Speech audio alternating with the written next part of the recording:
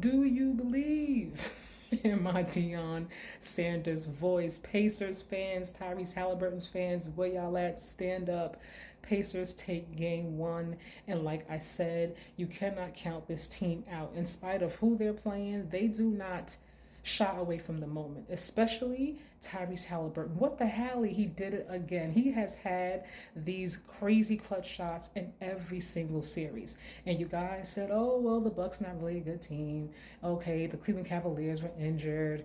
Okay, they played the next team, and they were tired or whatever have you. So what's the excuse now for a completely healthy Thunder's team to say that this is the reason why the Pacers won? Are we going to say tomorrow? Or are we saying now that the Thunder just gave it away? Because they definitely didn't. The Thunder actually played a very, very good game. Alex Caruso was a great pickup for this team in the offseason. Isaiah Hartenstein, I think, is a better matchup than Chet is in this specific series. Shea is always going to be Shea. He had a great MVP game in terms of points scored, I believe, 35, 38. But I said before, Shea is just one component of this team. And as much credit as we give SGA, and deservedly so, what about everybody else? J-Dub did not have a huge night tonight. And I said before, his number two, the number twos are going to have to step it up. That's Pascal, and that's also J-Dub. He has to score more. SGA cannot do it by himself, although everybody thinks that he can. He cannot. This is a collective team effort.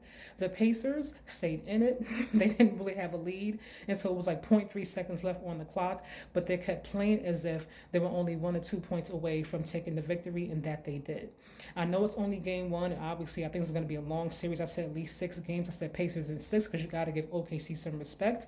But these turnovers, that was definitely a problem. If the Thunder, were converting on those turnovers and actually, getting points over them, it would have been a little bit of a different story, I think, in terms of just how far apart the gap may have been. But the Pacers allowed themselves to stay close. They still played defense. They could have played better defense, but the defense was close enough to keep themselves within striking distance, and that was the difference. So when you sit there and say, oh, the Pacers are not good, the Thunder are better, so on and so forth, you can have that opinion, but it's not always about the better team winning. From what I've learned from watching basketball, it's about, key moments, the calls going your way. I think if that call actually was overturned and went in the Pacers' favor, who knows what would have happened? But it didn't. They kept the call. It stayed the way it stood, and this is the outcome that we have. So game two, obviously, in a few days.